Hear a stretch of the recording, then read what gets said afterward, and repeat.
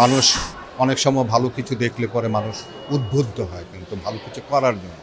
তো স্বাভাবিকভাবে আমাদের দেশে যারা ছবি বানাচ্ছেন তারা কিছুটা উদ্বুদ্ধ হবেন এবং একটা সেশন দেখেছেন যে বিদেশি পরিচালক শিল্পীদের সঙ্গে সারাদিন ব্যাপী একটা ওয়ার্কশপের মতো রাখা হয়েছে। সেইখানে তাদের যে ভিউগুলো সেগুলো এখানে এক্সপ্রেস করা হবে। কিভাবে যৌথ প্রযোজনা বিদেশের সঙ্গে ছবি করা যেতে পারে, কিভাবে এটি মার্কেটিং করা যেতে পারে। তো এটা তো একটা উপকার আছে। আর আরেকটা জিনিস যেটি যে এবারের উৎসবটা কিন্তু অনেক বড় আকারে। আমি এর আগেও রেনবোর এর আগের উৎসবেও আমি জুরি হিসেবে ছিলাম, কিন্তু এত বড় ছিল না কিন্তু। যেমন এই যে ২০০ প্রায় ১৮টা ছবি প্রদর্শিত হচ্ছে, ১১৯টা দেশ থেকে ছবি আসছে।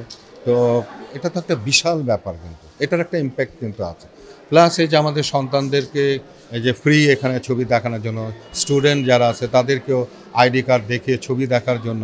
ছবি দেখাটা কিন্তু একটা বড় জিনিস কিন্তু। এটা কিন্তু একটা অভ্যাস মানুষের মধ্যে আসে কিন্তু। আপনি এই ১ মাস যদি কাউকে সিনেমা হলে আনতে পারেন তাহলে তার কিন্তু একটা অভ্যাস গড়ে ওঠে কিন্তু। আবার একটা মানুষকে যদি ১ মাস যদি আপনি ছবি না দেখান তাহলে কিন্তু অভ্যাসটা অনেকটা ছুটে যায় কিন্তু। এটা আমার বেলায় আমি নিজে দেখেছি। কারণ আমি দেশের বাইরে এমন একটা জায়গা ছিলাম যে যেখানে আমি ছবি দেখতে পারি না। ১ মাস আমি ছিলাম। তো আসার পর আমার কাছে মানে দেখার খুব একটা মানে হতো না আরকি। টেলিভিশন দেখারও কিন্তু সেরকম ইচ্ছা হতো না। তো ইচ্ছাটাকে বাড়ানোর জন্যই কিন্তু এই ধরনের প্রদর্শনী, এই ধরনের ছবি, ভালো ছবি দেখার জন্য, মানুষকে আনার জন্যে যে চেষ্টাটা, এই চেষ্টাটা কিন্তু